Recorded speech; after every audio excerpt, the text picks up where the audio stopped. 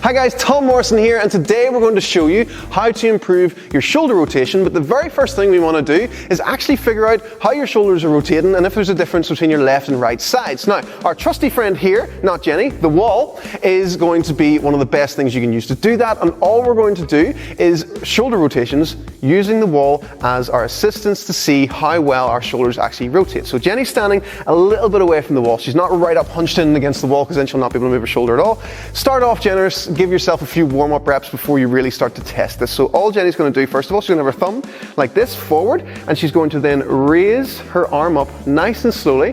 When she gets to the top position, she's then going to turn so her palm is facing out, and then she's going to bring her arm back down behind her, making sure that she doesn't move this shoulder. So the very first thing you're wanting to look at is if Jenny was to do that again and this shoulder was to start coming forward, if she was to turn, she's already cheating to try and avoid the wall. So that's one of the very first things you want to look out for. You're looking to just test this one shoulder that you're rotating. You're going to go in both directions with this as well. So whenever you're starting from the bottom, you start by turning the palm out and you bring it up, back around. Awesome. From there, you give yourself a little bit of a warm-up.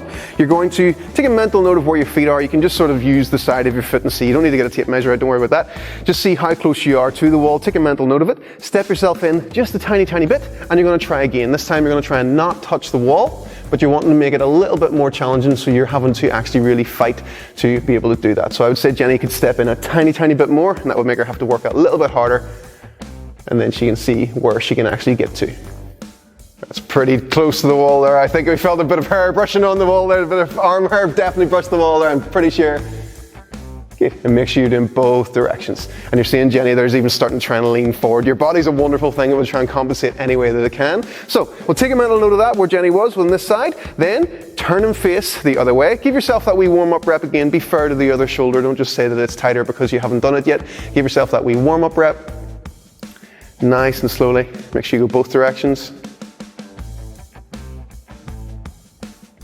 And then take that little bit of a step in. Now this is a great progression if you are struggling to do an exercise called a shoulder dislocate with a stick. If you're finding you're having to bend your elbows or do weird crazy things whenever you're trying to make the full rotation, this exercise here is going to be a bit easier for you to do. And whenever you start to progress with this exercise, it will make your shoulder dislocate much easier to be able to do as well. So you're looking to see, over time, are you able to increase how close you are to the wall? And the closer you get, the better your shoulder rotation basically is. And if you notice a big difference with how far you're able to get to the wall, how close you're able to get to the wall on one side compared to the other side, spend a bit more time on that side. See, can you make a difference?